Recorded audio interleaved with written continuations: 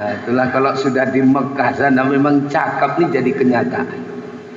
Aku pernah nyumbang saf, ada orang minta-minta, aku kasihlah tak 30 rial. 30 rial. Tak kenapa aku jumpa Bupati Batubara, Bang Jahir, pas duduk-duduk di hotel cerita-cerita, Ustaz ya segala macam ini, mau pulang ngasih aku amplop, ku tengok 300 rial dikasih. Dari 30 rial dilipat gandakan oleh Allah 300 rial. Ada lagi orang minta, aku kasih 50 rial. Sedekah ini Pak, 50 rial bukan. Bang Marwan Dasopang di PRRI turun ke haji itu pada bagian kasih aja. Katanya Ustaz Ngatman ikut haji ya? Ikut, suruh kemari dia. Datang sih. Cerita. Itu tadi, Mas, tengok 500 rial. Itulah rupanya kalau kita bersedekah dibalas langsung. Aku mulai berpikir, kalau 100 rial ku sedekahkan, berarti 1000 nanti akan datang sama. Ku sedekahkan sampai pulang, ku tunggu-tunggu nggak ada yang ngasih waktu itu. Rupanya niat pertama kedua karena Allah, langsung dibalas oleh Allah. Niat ketiga, aku sudah mulai ngolah, diolah aku sama Allah. Itu rupanya dalam hidup ini jangan sok tukang ngolah. Enggak sedapnya di rumah makan Minang tuh, di situ rumah makan family, bayar juga awak kan itu kan family. Apalagi yang serem Bunda Kanduang kan gitu ya. Mama awak pun bayar juga awak. Tapi makanan yang kita makan itu tidak terasa nikmat. Kenapa? Jasad kita sedang sakit. Makanya ibu nggak usah jauh-jauh. Kalau suami sedang sakit, tawari makanan yang enak. Tidak ada selera. Betul apa betul? Ikan ayam ya bang, ikan ayam kampung nggak selera kata suami. Sedang sakit. Makan buah bang, nggak selera. Roti-roti yang donat itu tidak selera. Kawin lagi bang, itu selera. Kalau itu selera nggak ada persoalan.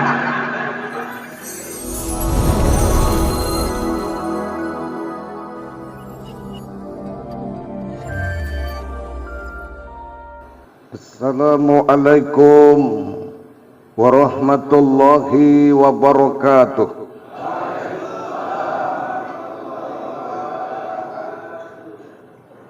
Alhamdulillah, wassalatu wassalamu ala sayyidina Rasulillah, Sayyidina wa maulana Muhammad ibn Abdullah wa ala alihi wa ashabihi wa mawala. La hawla wa la quwwata illa billah, amma ba'du. Bapak Kepala Desa Semencirim, Bapak Sugeng Suheri yang sama kita hormati, kita muliakan. Berikut pengurus FKSMM Kecamatan Sunggal Kutalimbaru. Hari ini hadir Al-Ustadz Samsir. Berikut Bapak Kepala Dusun, para Bapak, Ibu, kemudian Bapak Kenajiran Masjid yang tidak dapat saya sebutkan satu persatu. Semoga kita semua yang hadir dimuliakan Allah. Puja syukur kehadirat Allah yang telah mencurahkan nikmatnya kepada kita. Pagi hari subuh ini kita dapat berhadir, berkumpul di masjid yang mulia ini. Semoga prosesi perjalanan kita menuju masjid ini sebagaimana yang digambarkan oleh Rasulullah, man salaka tariqan yaltamisu fihi ilman sahalallahu lahu tariqan ilal jannah. Siapa yang meringankan langkahnya untuk menuju ke masjid yang mulia ini, siapa yang meringankan langkahnya untuk menuntut ilmu, mendengarkan tausiah, mendengarkan ceramah agama, apalagi aku yang ceramah, maka insya Allah Allah nanti akan memudahkan jalan kita untuk masuk ke dalam surga. Kemudian selawat kita kepada Sang Habibullah, kekasih Allah, Nabi kita Muhammad sallallahu alaihi wasallam. Semoga kita nanti mendapatkan syafaat dan pertolongannya. Kajian kita subuh kali ini, kita akan membicarakan tentang esensi hati dalam kehidupan. Jadi ngaji kita kali ini adalah ngaji tasawuf. Ilmunya namanya ilmu thariqah. Karena dalam paham i'tikad Ahlus Sunnah wal Jamaah, kajiannya itu ada 3. Pertama syariat, kedua thariqah, ketiga hakikat. Ilmu syariat inilah disebut dengan ilmu fikih. Kajiannya fikih. Kalau yang namanya ilmu thariqah, itulah kajiannya kajian tasawuf, akhlak. Sementara kalau bicara tentang ilmu hakikat, kajiannya adalah tauhid. Jadi ketiga aspek keilmuan inilah yang diajarkan dalam paham Ahlus Sunnah wal Jamaah. Hadirin, Rasulullah sallallahu alaihi wasallam menyatakan dalam hadis beliau yang diriwayatkan oleh Bukhari dan juga diriwayatkan oleh Muslim. Apa bunyi hadis itu? Ala wa inna fil jasadi mudghah, fa idza saluhat saluha jasadu kulluhu, wa idza fasadat fasada jasadu kulluhu, ala wahia qalbun. Kata Rasul, dalam setiap diri manusia itu ada segumpal daging. Kalau daging itu bagus, maka perilaku kita pun akan lebih baik. Tapi kalau daging itu buruk, perilaku kita pun akan menjadi buruk. Apa yang segumpal itu? Ala wahya qalbun. Itulah yang disebut dengan hati. Jadi gambarannya, kalau hati itu di dalam jasad kita ini diibaratkan seperti raja. Sementara istilah tangan, kaki, jasad kita ini diibaratkan seperti rakyatnya. Kalau rajanya baik, insya Allah rakyatnya baik. Betul apa betul? Tapi kalau rajanya buruk, rakyatnya pun akan buruk. Jadi kalau begitu, aspek hati punya peran dalam kehidupan kita. Itu makanya pantas kalau kita lewat Brastagi, ada tekongan di situ, apa tertulis? Hati-hati. Padahal yang nengok tekongan itu kan mata. Kenapa tidak ditulis mata-mata? Tapi kenapa yang ditulis itu hati-hati? Artinya ketika kita lewat tekongan hati kita supaya dalam keadaan tenang. Jangan gugup. Apalagi mengamalkan ilmu obemesak, resah dan gelisah. Hati diminta tenang. Lalu kalau kita bicara tentang persoalan hati ini kan ada 3 bentuknya ini, Pak. Pertama, hati itu bahasa Arabnya qalbun. Jadi pertama hati itu disebut dengan qalbun mayit. Qalbun itu hati yang mati. Yang kedua, qalbun marid, hati yang sakit. Dan yang ketiga, qalbun salim, itulah hati yang sehat dan hati yang selamat. Maka sengaja kita buka ini supaya Bapak, Ibu, saudara-saudara tahu tentang hati yang kita miliki. Hati yang kita punya ini kategori yang mana? Pertama, qalbun mayit, hati yang mati. Kalau hati yang mati itu hati yang sudah tidak lagi menerima kebenaran.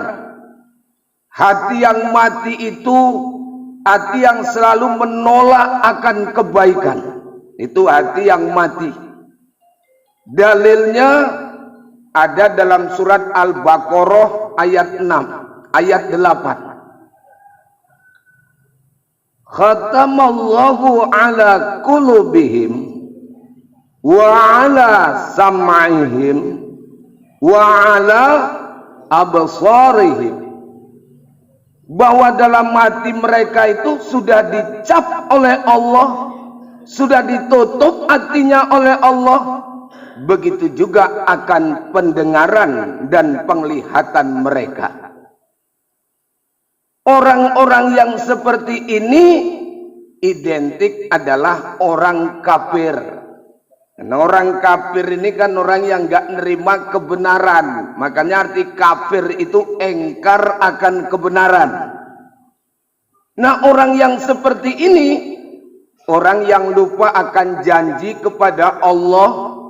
Karena sebagaimana dalam kaji yang lalu saya ungkap, setiap manusia yang akan lahir ke dunia ini 4 bulan dalam kandungan sudah berjanji kepada Allah. Al-A'raf ayat 172. Wa iz ahadha rabbuka min bani Adam min zuhurihim dzurriyyatahum wa ashhadahum ala anfusihim alastu birabbikum qalu bala syahidna. Dan Allah telah mengambil kesaksian atas jiwa-jiwa mereka, di mana Allah berfirman, ketika nanti kamu sudah keluar dari rahim ibu, muncul ke alam dunia ini, masihkah kau akui aku ini sebagai Tuhanmu? Sama-sama kita jawab, Pak, sama-sama kita jawab. Qalu bala syahidna. Kami akan tetap mengilahkan ya Allah, di mana kita tidak akan pernah mengilahkan ilah yang lain kecuali cuman Allah. Kalau saya tanya sama Bapak Ibu, masih ingat enggak dengan janji ini? Pak, masih ingat enggak dengan janji waktu 4 bulan kita dalam kandungan? Masih ingat, Pak? Ya Bapak enggak ingat. Karena Bapak udah dapat sarapan, aku belum. Nah ini masalahnya. Kalau aku ingat aja nih, Pak. Jadi oleh karenanya kepada kita semua, orang-orang yang mengingkari akan keberadaan Allah sebagai Tuhan, disitulah termasuk yang kategori kolbun mayit, artinya mati.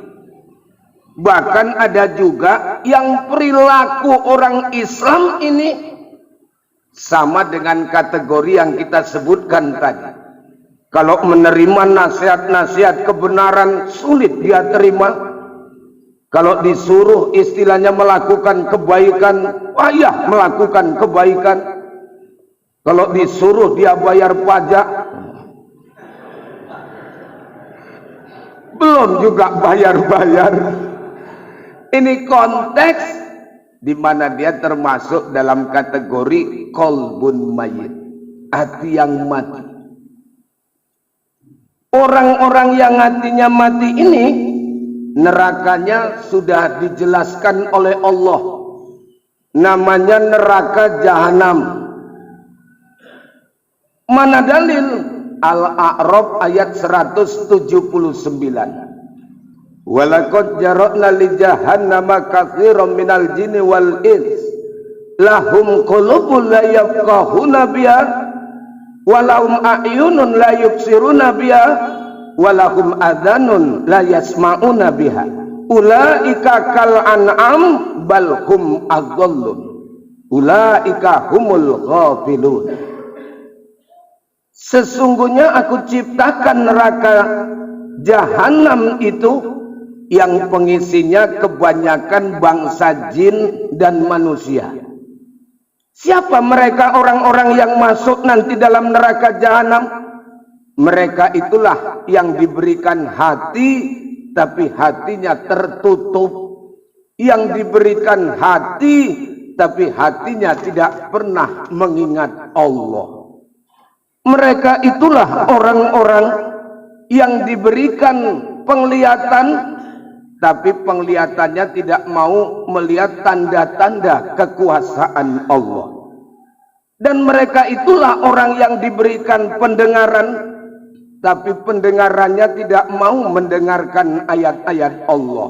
Ulaika kal an'am, mereka itu sama saja dengan binatang ternak, kata Allah. Allah nih yang ngomong. Balhum adallun, bahkan mereka lebih sesat dari binatang ternak itu. Ini orang-orang yang hatinya sudah tertutup menerima kebenaran. Orang-orang yang ketika dia punya mata ada kejadian fenomena alam ini, dia anggap sebagai biasa-biasa saja. Padahal kalau menurut kajian keagamaan, kalau terjadi sesuatu di alam ini tidak terlepas adalah izin dan kehendak Allah. Kalaupun ada kejadian-kejadian yang terjadi, seharusnya kita bisa bertanya dalam diri, apa yang terjadi di negeri kita ini? Apakah Tuhan sudah mulai bosan melihat tingkah manusia yang selalu bangga dengan dosa-dosa? Apa sebaliknya alam yang sudah mulai enggan bersahabat dengan kita? Disinilah kita perlu bertanya pada rumput yang bergoyang. Ini cerminan menyangkut tentang aspek ketika kita melihat gejala-gejala alam, kembalinya ke Allah. Tapi orang yang tertutup hatinya, tertutup penglihatannya, nengok kejadian dianggap biasa-biasa saja. Ada gempa bumi, biasa saja. Orang itu cuma fenomena alam, gejala alam, biasa yang seperti itu. Dia tidak pernah melihat akan kekuasaan Allah. Begitu juga dia punya pendengaran, di mana pendengarannya itu tidak untuk mendengarkan ayat-ayat Allah. Nah, mereka ini masuk neraka jahanam. Kawannya siapa? Bangsa jin. Bangsa jin pun masuk di dalam juga. Bangsa jin yang durhaka kepada Allah. Sebenarnya bangsa jin ini dulu namanya bukan jin, tapi bangsa Ajajil. Ajajil ini dulu makhluk senior. Sebelum Allah menciptakan malaikat, Ajajil ini sudah diciptakan terlebih dahulu. 3.000 tahun ibadah kepada Allah, dan Azazil ini termasuk bendaharawan di surga. Akhirnya Allah bilang kalau capek di sini, kalau mau turun, turun. Nabi Adam belum diciptai. Turun terakhir dia ke dunia ini. Dan ketika ditengok ke dunia ini, rupanya ada alam. Yang alam itu disebut dengan istilah taman surga. Itulah daerah Jawa. Daerah Jawa ini disebut dengan istilah taman surga. Nah, alam ini kan macam-macam ya. Kalau di Arab Saudi itu Pak, daerah yang istilahnya cukup panas. Apalagi di Madinah. Kalau di Mekah masih lumayan, di Madinah agak lebih tajam lagi istilah panas itu. Tapi karena niatnya ibadah, ya nggak terasa panas. Makanya saya waktu di sana, situasi cuaca memang panas. Tapi nengok saudara-saudara kita yang ibadah, walaupun terdiri dari berbagai warna kulit, bangsa, bahasa, tapi terasa adem kita nengok saudara-saudara kita di sana. Cuaca panas, tapi melihat saudara kita yang ibadah, adem kita. Kalau di sini kan beda. Cuaca dingin, tapi nengok kawan-kawan kita, panas rasanya. Agak terbalik situasinya. Nah, oleh karenanya akhirnya bangsa Azazil ini dibangsakan dengan istilah bangsa jin. Karena dia tidak mau hormat kepada Nabi Adam, pasal jadu illa iblis, maka namanya berubah menjadi iblis. Iblis dendam sama Nabi Adam. Itu akhirnya digodalah Nabi Adam, prosedurnya ya turun ke bumi ini. Anak-anak iblis dendam juga dengan keturunan-keturunan Nabi Adam.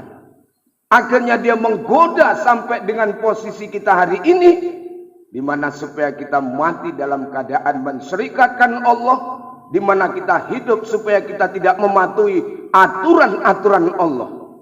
Jadi pertama dia namanya Azazil, masuk bangsa-bangsa jin, tidak mau hormat kepada Nabi Adam, namanya iblis. Dan dia punya sifat yang sifatnya kebencian kepada manusia. Akhirnya turunan Adam beranak pinak kita ini, rupanya iblis pun punya turunan yang siap menggoda kita. Siapa namanya Pak? Siapa namanya Pak? Ya Bapak jawab betul. Setan. Betul, itu yang menggoda manusia. Cuma waktu jawab maunya nengok bawah Pak. Jangan nengok saya. Itu yang enggak setan. Itu aja masalahnya. Jawabannya betul. Masih lumayan Bapak ini jawabnya lembut. Setan. Ada ibu-ibu di sana kemarin langsung nengok saya. Setan Ustaz. Awak kena terakhir. Itulah yang menggoda manusia. Namanya setan. Jadi oleh karenanya bentuk kolbun itu kalau sudah mati, nerakanya jahanam. Ada juga di antara kita orang Islam yang kadang sulit menerima kebenaran. Kalau diajak untuk melakukan kebaikan, payahnya minta ampun. Ini orang-orang seperti ini menyamai sifat seperti sifatnya orang kafir. Nah, yang kedua setelah kolbun mayit, namanya kolbun marid, hati yang sakit, hati yang terkena penyakit hati. Kayaknya kalau kolbun marid ini kita termasuk ini Pak, yang orang terkena dengan istilah penyakit hati. Mana itu penyakit hati? Banyak. Jumlah Quran itu kan 6.666 ayat. Jumlah penyakit hati pun sama dengan jumlahnya Quran. Cuman untuk memudahkan menandai dengan mudahnya penyakit-penyakit hati itu, Imam Al-Ghazali dalam kitab Arba'in menyatakan 10 penyakit hati. Bahkan dikutip dalam kitab Hidayatus Salikin oleh Asy-Syaikh Abdus Somad Al-Palembani. Ini Abdus Somad Al-Palembani ini satu angkatan dengan Syekh pengarang kitab Sabilal Muhtadin, Tuan Arsad Al-Banjari. Orang-orang Kalimantan ini, Pak. Dulu di Mekah orang ini berguru sama siapa? Berguru sama Asy-Syaikh Saman Al-Madani. Syekh Saman Al-Madani ini termasuk keturunan Rasulullah. Dan beliau di Madinah sebagai penjaga makam Rasulullah Sallallahu Alaihi Wasallam. Mendirikan sebuah tarekoh namanya Tarekat Samaniyah. Tarekat Samaniyah. Lalu beliau katakan penyakit hati ini ada 10. Pertama penyakit hati itu sarhut to'am. Banyak makan. Banyak makan ini kok termasuk penyakit hati. Karena orang kalau sudah banyak makan ujungnya apa, Pak? Kenyang. Kalau sudah kenyang, ngantuk. Kalau sudah ngantuk, tidur. Makanya beda orang yang sudah sarapan dengan yang belum. Yang belum semangat terus. Inilah nilai-nilai kehidupan. Nah kalau dia sudah tidur, gelaplah hatinya dan malas untuk ibadah. Itu makanya dalam Islam makan boleh tidak melebihi dari 1/3. Artinya nggak usah banyak-banyak. Makan nggak usah banyak. 2 piring cukup. Itu pun maksudnya 2 piring yang piring kecil. Maka dianjurkan supaya tidak membanyakkan makan ini. Dianjurkan kita pula untuk ibadah puasa. Itulah puasa sunnah.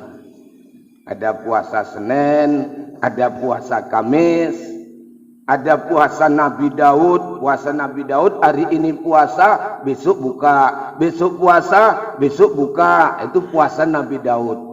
Kalau kita kan ngamalkan puasa Nabi Daud, hari ini puasa, besok buka. Besok puasa, besok buka. Besok buka, besok buka. Buka terus kita. Ini ngamalkan puasa. Yang kedua, yang termasuk penyakit hati itu sarhul kalam. Banyak ngomong. Nah, kalau sudah cerita bicara ini, siapa hari ini yang nggak pakar nih? Makanya hari ini setelah digelindingkannya reformasi di negeri kita, kita sulit mencari mana orang pintar, mana orang bodoh. Semua pintar, semua mau ngomong. Apalagi di warung kopi. Yang dibahas bukan hanya Indonesia, Amerika pun dibahas. Luar biasa itu. Kenapa banyak ngomong ini termasuk penyakit hati? Karena semakin banyak kita mengeluarkan kata-kata, pasti kata-kata itu ada yang salah. Dan salah itu melahirkan dosa. Dan kalau sudah cerita dosa, itu akan menggelapkan hati kita. Itu makanya kita bersyukur dijadikan laki-laki ini, Pak. Kata tokoh psikologi mengatakan kalau laki-laki dalam satu hari ini ada 10.000 kata-kata yang dia harus keluarkan. Kalau perempuan itu 17.000 kata-kata. Makanya kadang-kadang kita sampai rumah malam nggak bisa ngomong lagi, habis. Karena di warung udah ngomong aja tadi kan gitu. Begitu sampai rumah udah nggak ngomong, Nah, baru istri kita giliran ngomong terus. Dan kalaupun dia ngomong, bapak diam, dengarkan saja. Tidak usah membantah, karena memang kata-kata yang harus dia keluarkan belum keluar semua.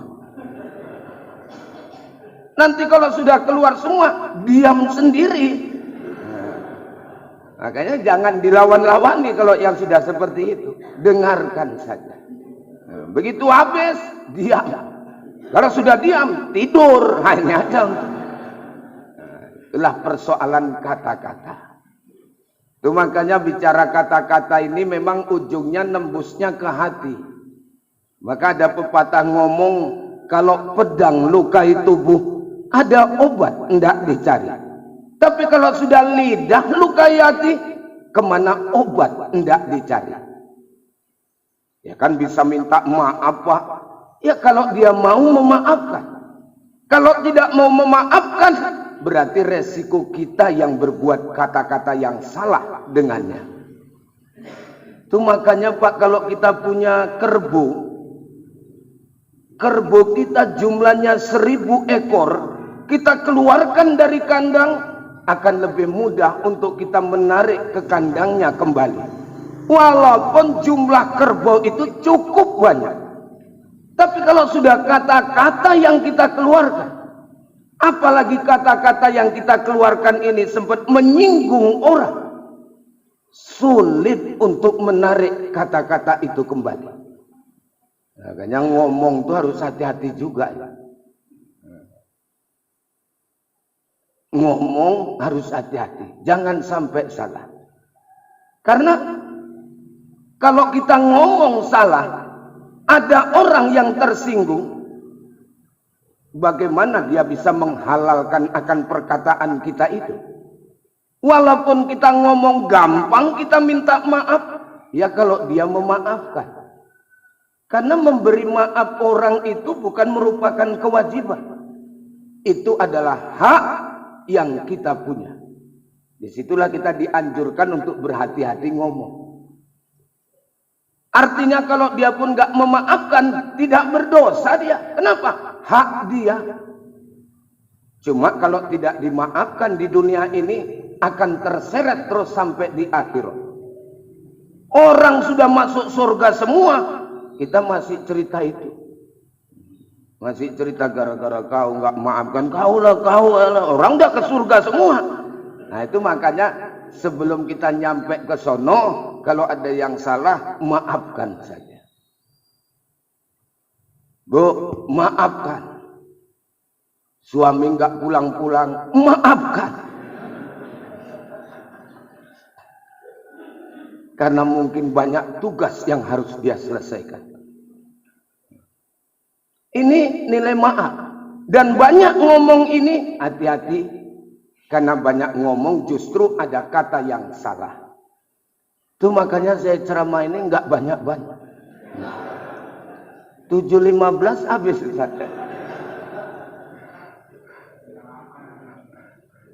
Setengah 8. Yang ketiga, hasad. Hasad ini penyakit hati. Dengki. Ya yang selama ini kita dengarlah penyakit SMS namanya. Senang melihat orang susah, susah melihat orang senang. Padahal kalau dia berpikir tentang dalam kajian agama, kaya pun dia, yang kekayaan itu juga bakal dimintai pertanggungjawaban. Kita nggak punya apa-apa, tidak ada pertanggungjawaban nanti di akhirat. Itu makanya sahabat Rasul yang paling kaya itu siapa Pak? Ada dalam sejarah. Namanya Abdurrahman. Itu sahabat yang paling kaya. Kalau di Indonesia yang paling miskin siapa Pak? Hamdan ATT. Orang termiskin di dunia. Karena jangankan gedung, gubuk pun aku takut.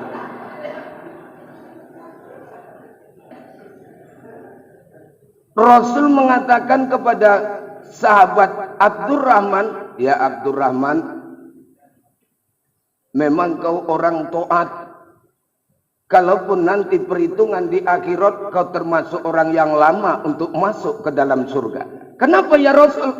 Karena nanti akan ditimbang segala harta yang kau miliki. Padahal harta yang dimiliki Abdurrahman itu selalu dikontribusikan untuk masyarakat di sekelilingnya. Itu makanya Abdurrahman ini kan penduduk kaum Ansor ini. Kaum muhajirin, orang yang hijrah dari Mekah. Di Mekah sudah kaya duluan, tapi ditinggalkannya demi ngikut kepada Rasulullah. Akhirnya begitu datang ke Madinah, dia nggak punya apa-apa. Rupanya ada sahabat Ansor namanya Sa'ad. Dia bilang, ya Abdurrahman, kamu kan kemari, kamu tinggalkan harta di jazirah Arab sana. Nah di Madinah ini apa yang bisa kau lakukan? Kalau memang kau pedagang, nanti akan kubagikan hartaku untuk modal daganganmu. Inilah persaudaraan yang dibangun kaum muhajirin dengan kaum Ansor, betul-betul solid ada. Kau kemari nggak punya rumah, kebetulan di rumahku itu ada beberapa kamar. Tentunya nanti kau bisa tidur di antara salah satu kamar depan yang paling kau sukai. Kau Abdurrahman kemari nggak ada bini. Kebetulan biniku ada 4 kata Sa'ad. Nanti salah satu aku ceraikan dan ku kasih untukmu. Inilah persaudaraan Islam yang cukup kokoh. Bini pun dikasih. Nah selama ini kita berkunjung ke kawan-kawan yang punya bini 2-3, nggak ada saya dengar untuk cerita itu. Nah inilah begitu hebatnya nilai persaudaraan. Hidup jauhi sifat hasad. Ya kita hidup ini kan sebenarnya saya selalu ngomong kalau dalam kaji tauhid ini, hidup ini kan cuma menjalankan proyek Allah ini Pak. Lah langkah sudah ditentuin. Rezeki sudah ditentuin. Rezeki sudah ditentuin belum Pak? Udah. Yang kita inginkan kalau memang belum rezeki, enggak. Justru yang enggak kita inginkan kalau memang rezeki datang. Ada yang pun kita minta-minta kalau belum rezeki enggak turun. Tapi ada pun kita enggak minta karena rezeki datang. Betul apa betul? Ada tadi aku minta teh manis. Enggak ada. Karena rezeki turun, itulah rezeki. Minta sarapan tadi aku ada enggak? Karena belum rezeki, ya belum datang. Itulah persoalan rezeki. Hidup ini nggak usah sulit. Maka sebenarnya yang menyulitkan hidup itu ya kita sendiri. Kenapa hari ini kita tidak menjalani hidup yang penuh dengan bahagia? Karena kita termasuk orang yang nggak pandai bersyukur terhadap nikmat Allah. Makanya kita nggak pernah bahagia. Padahal kita cukup bahagia loh. Ya bayangin saja dari segi pemberian Allah ini kan amat luar biasa.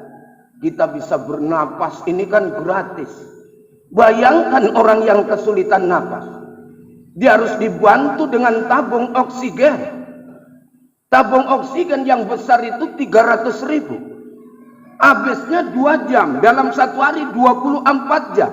300.000 kali 12 sudah berapa itu? Kalau diduitkan 3.600.000. Itu artinya apa? Dalam satu hari ini urusan napas kita kalau dibantu dengan tabung, kos biaya yang kita keluarkan itu 3.600.000. Nah ini gratis. Kok nggak mau bersyukur? Ya seandainya kita pakai tabung lah Pak. Ini ngaji nih. Pada pakai tabung, bawain tabung. Repot. Makanya ketika napas ini naik turun, gunakan untuk mengingat Allah. Ketika pas narik napas, ungkapkan kalimat hu. Keluar napas, Allah. Jadi napas itu berisi. Dengan rasa syukur selalu menyebut nama Allah. Ini dikasih napas murah, gak bayar. Main jam batu sampai jam 2, Masya Allah. Itu kan agak kurang bersyukur namanya. Kalau jam 12 gak apa-apa. Hasad, dengki. Yang kelima, ghadab. Ghadab itu marah. Kenapa kita suka marah, Pak? Memang anasir tubuh manusia ini terdiri dari 4 unsur, salah satunya ya api. Api inilah penyebab marahnya kita. Tapi bagi orang-orang yang sudah menguasai hati, marah itu akan bisa untuk dikendalikan.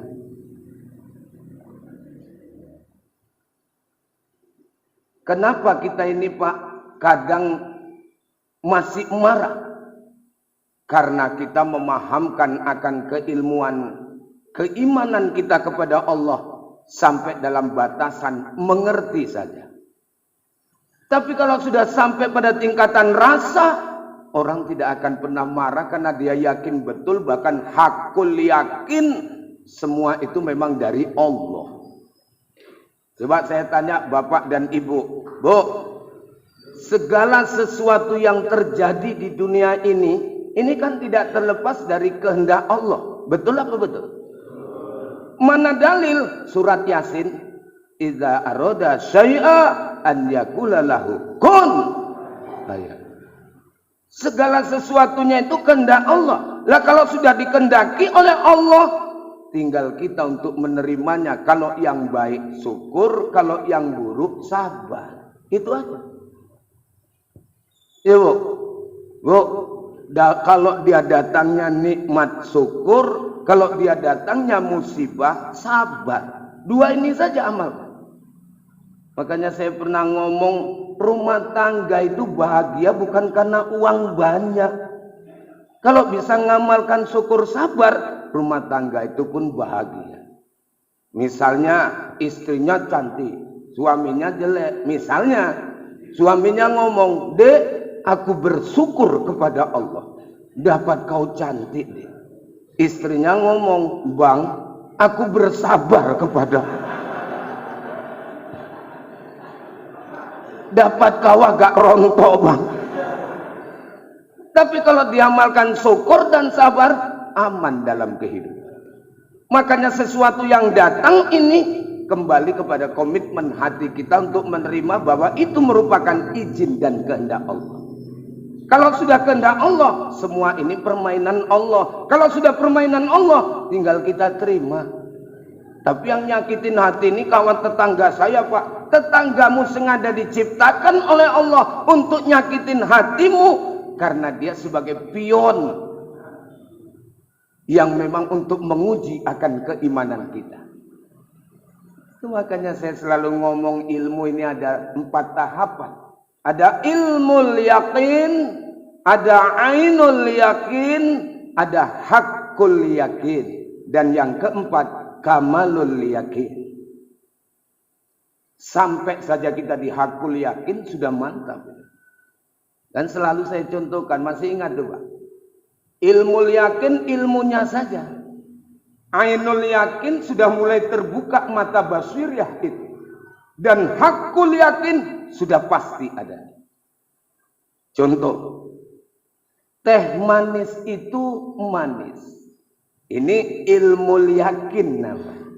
Semua kalau ditanya pasti ngomong teh manis, manis. Tapi begitu dibuat sama panitia, diletakkan di depan kita, kita tengok, ini ainul yakin namanya. Karena nengok, oh ini teh manis rupanya. Tambah yakin lagi. Supaya sampai hakul yakin, harus dirasain. Betul nggak manis? Entar aja. Bismillahirrahmanirrahim.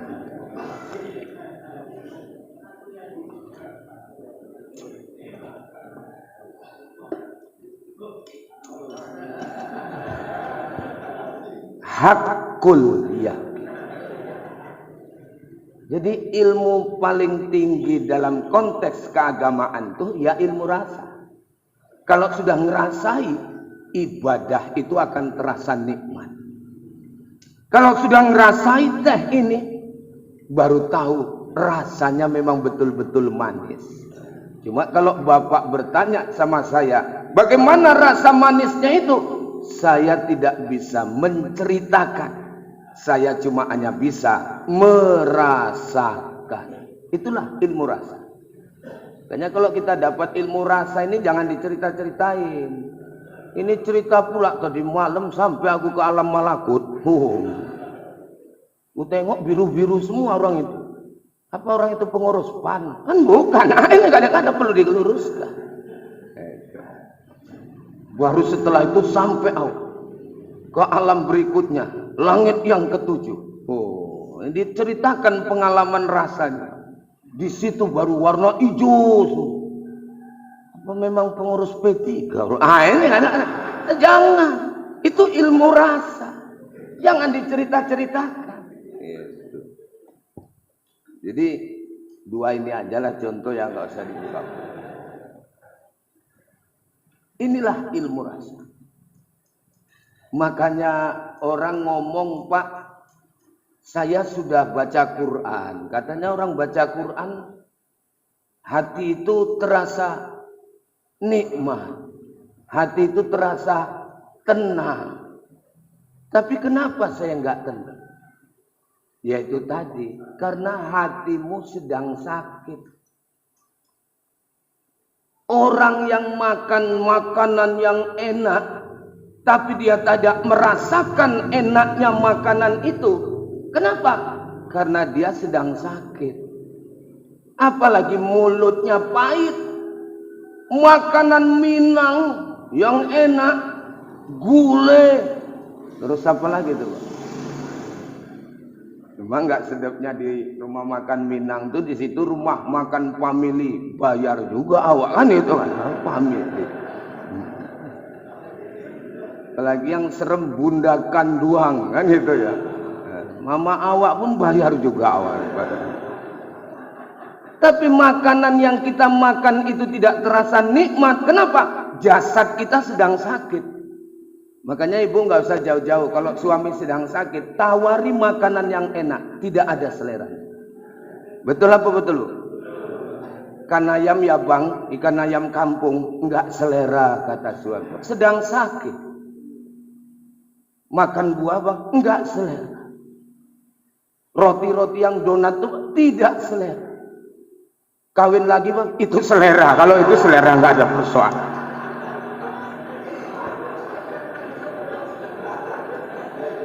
Itulah kalau sudah sakit, nggak ada selera. Nah begitu juga lah kalau batin kita ini sedang sakit, tidak akan terasa nikmat kita dalam beribadah, karena hati sedang sakit. Kita suka marah-marah, ghadab. Kemudian ada hubud dunia, terlalu cinta sama dunia. Apa itu dunia? Segala hal yang melalaikan akan Allah, itulah dunia. Itulah cinta dunia. Nonton bola sampai pagi gara-gara nonton bola, sholat subuh lolos, itu termasuk hubud dunia. Hubud dunia. Ada lagi hubul mal, cinta sama harta. Sama harta, kadang-kadang saking cintanya pelitnya luar biasa. Begitu orang mau minta ngajukan proposal ke sana, orang yang lain udah nanya, mau kemana? Tempat bapak itu. Ngapain? Ini mau minta sumbangan. Langsung dia komentar, jangankan uangnya, dakinya aja nggak mungkin nggak dikasih sama kamu. Itu kan menunjukkan saking pelitnya itu. Nah, itu terlalu hubul mal, cinta sama harta.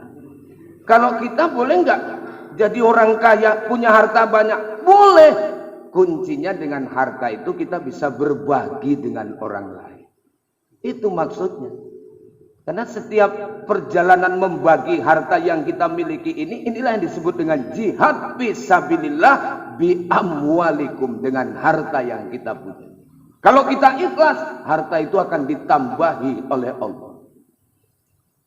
Karena pernah Pak, waktu di Arab Saudi itu kan segala sesuatunya langsung itu Pak. Ada di situ waktu orang haji Pak, Sugeng bawa surat tanah. Takut mungkin dia. Surat tanahnya dibawa semua, surat kebun apa segala macam. Uang tunainya 30 juta. Begitu dibawa ke sana, hilang nih semua. Rupanya begitu hilang dia ngomong, yang penting sama aku surat-suratnya. Kalau duitnya nggak penting sama aku. Nah, ngomongnya itu sombong. Besoknya ada yang nganter surat. Suratnya ketemu, duitnya nggak ada. Kenapa? Karena dia ngomong yang penting suratnya, duitnya nggak balik itu. Nah, itulah kalau sudah di Mekah sana memang cakep nih jadi kenyataan. Aku pernah nyumbang saf, ada orang minta, aku kasihlah, tak 30 rial. 30 rial.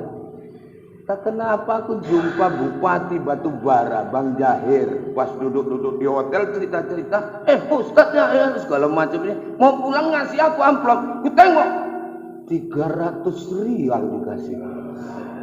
Dari 30 rial dilipat gandakan oleh Allah 300 rial. Ada lagi orang minta, aku kasih 50 rial.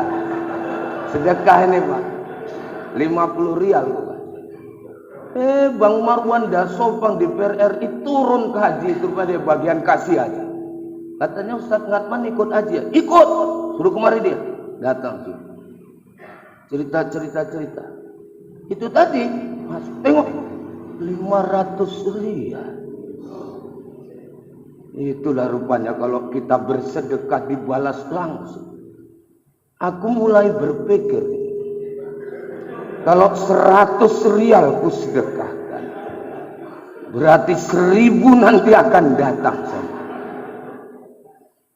Ku sedekahkan, sampai pulang ku tunggu-tunggu nggak ada yang ngasih waktu itu.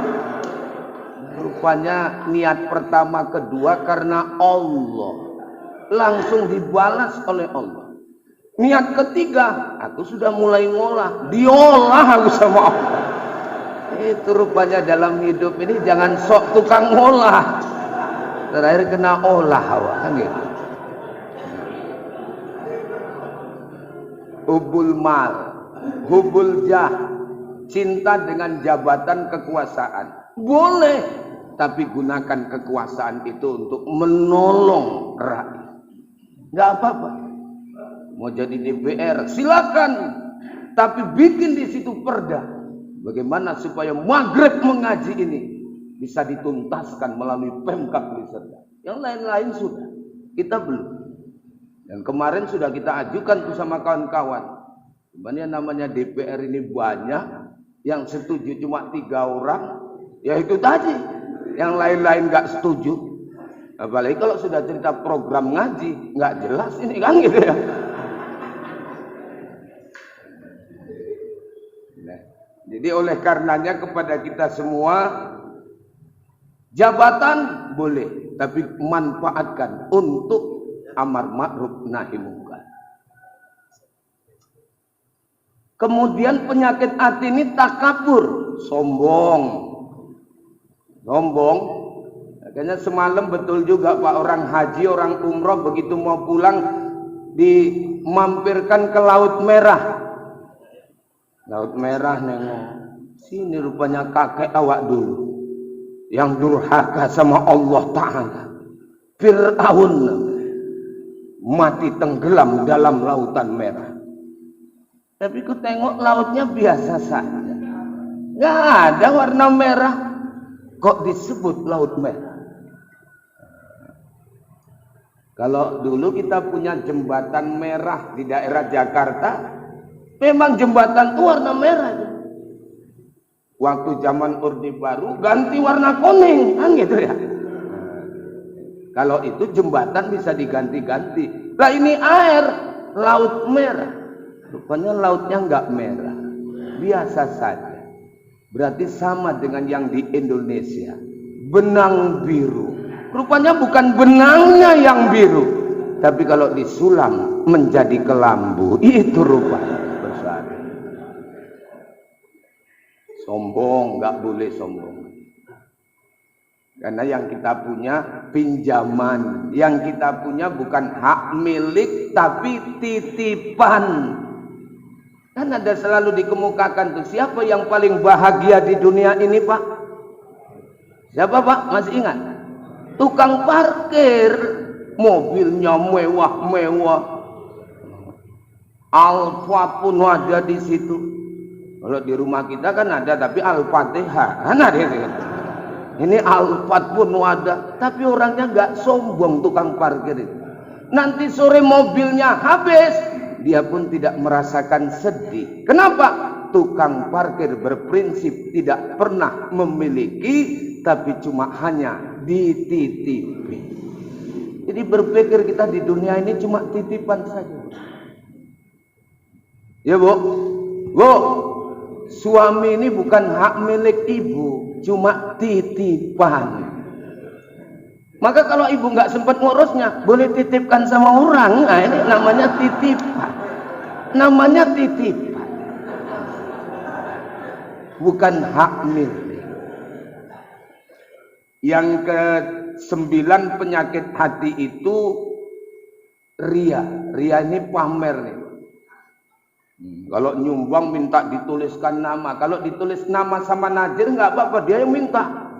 Kenapa nggak ditulis tadi? Wah, sia-sia aku menyumbang. Ini berarti dia minta supaya dipopularitaskan. Tapi kalau diumumkan Pak Najir nggak apa-apa. Nggak terumumkan marah dia. Wah, aku nyumbang kok nggak diumumkan. Nah, itu yang tidak boleh. Itu namanya ria, pamer. Nggak usah pamer dalam ceramah pun tangannya gini-gini Ustaz. Mau menunjukkan jam baru. Astagfirullahaladzim. Inilah kadang-kadang karena di Arab Saudi belinya kan. Wah, nah ini bentuk-bentuk yang kadang-kadang namanya ria. Ada yang paling parah lagi ujub ini, Pak. Ujub ini bangga sama dirinya sendiri. Dia berpikir dalam hatinya, emang kalau enggak awak enggak ada yang bisa. Kalau enggak awak enggak ada yang bisa. Masjid ini siap, kalau enggak awak, alah siapa di sini? Hati-hati, itu bangga sama dirinya sendiri. Malam tahajud, sholat sendiri, enggak ada yang nonton, muncul ujub. Kayaknya di kampung ini yang sholat tahajud cuma awak, yang lain-lain tidur. Mungkin aku lah yang pertama-tama masuk surga. Ini gara-gara ujub, tak boleh. Itu penyakit hati. Nah sekarang kalau sudah ada penyakit hati, bersihkan itu Pak.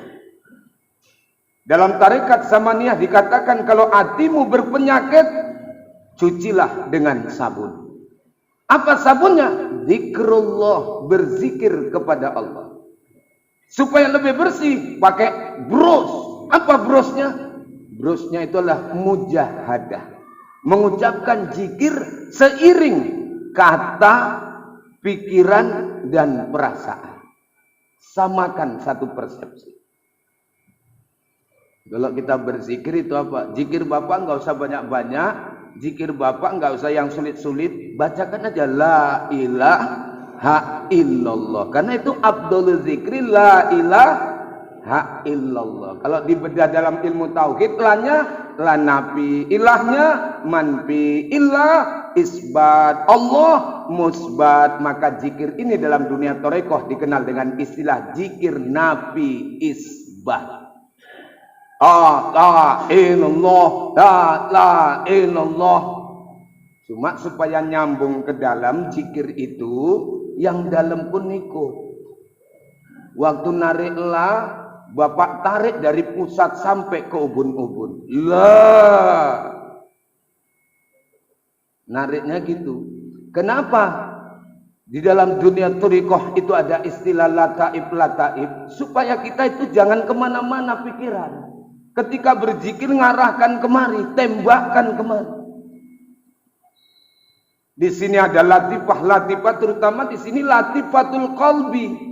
2 jari di bawah susu, Bu. Inilah letak hati kita. Nanti ngukurnya di rumah aja, Bu. Nah, ya kan? 2 jari di bawah susu.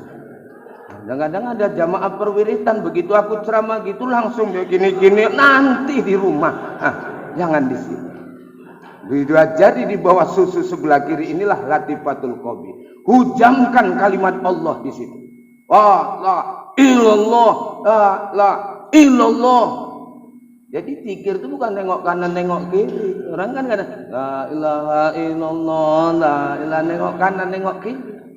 Nengok apa? Zikir itu ya kita menarik, pukulkan. La illallah, la illallah. Amalkan rutin. Misalnya malam Bapak punya waktu pukul 11 sampai pukul setengah 12. Itu aja rutinnya. Carikan tempat yang jangan berpindah-pindah, tempatnya di situ saja. Dan kalau bisa tempatnya jangan lalu lalang orang. Cari tempat khusus. Kita kadang-kadang kan sholat di ruang tamu. Orang sering jalan-jalan di situ. Itu yang disebut dalam rumah itu ada mihrab. Mihrab itu tempat khusus untuk ibadah. Enggak lewatan orang. Cari situ bikin. Enggak usah dibakari menyan, enggak usah. Itu aja tempat untuk spesial. Zikir terus malam Bapak. Kalau ada orang yang enggak punya guru, berarti zikirnya kan tidak bersanad. Enggak apa-apa. Zikir orang awam, zikir kita. Yang penting Bapak tunaikan syarat-syarat kita berzikir. Bagaimana caranya? Wudu, habis wudu gelar sajadah, setelah itu langsung berzikir kepada Allah. Sebelumnya istighfar dululah, perbanyak 70 kali. Habis 70 kali baru Abdul Zikri la ilaha illallah. Kalau mau pakai paklam boleh, tapi jangan pakai qala Rasulullah. Di masyarakat ini diluruskan kan ada qala Rasulullah sallallahu alaihi wasallam Abdul Zikri paklam. Dalam hadis enggak ada paklam. Kalau qala Rasulullah berarti hadis Rasul. Langsung Abdul Zikri fa'lam.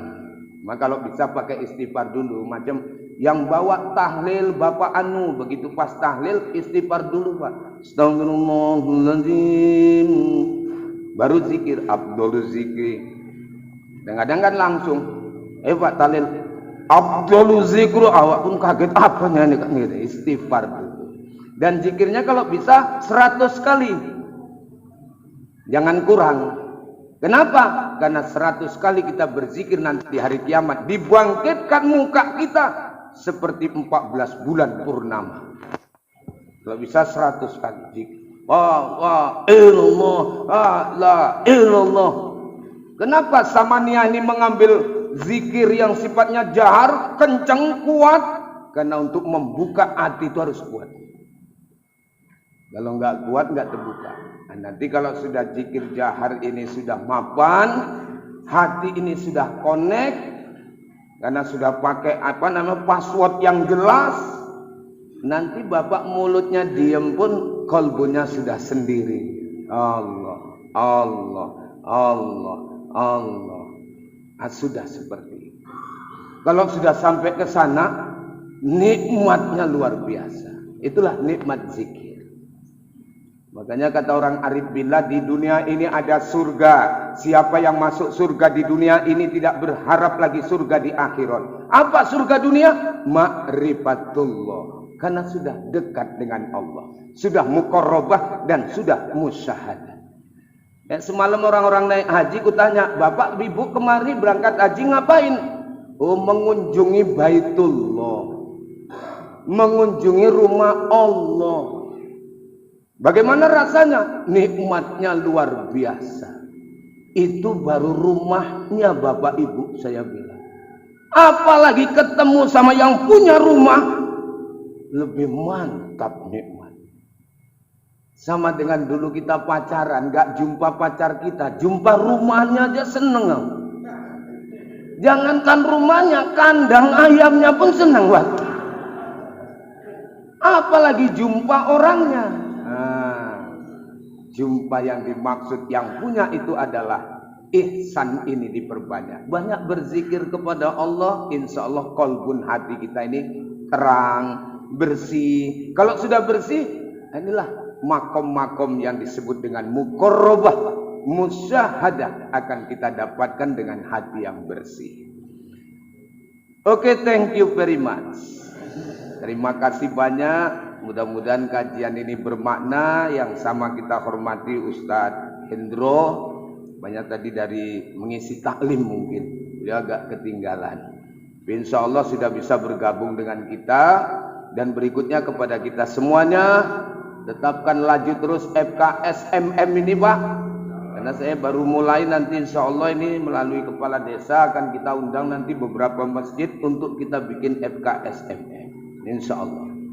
Tapi saya namakan FKSMM Aswaja Ahlus Sunnah Wal Jamaah. Nah itu.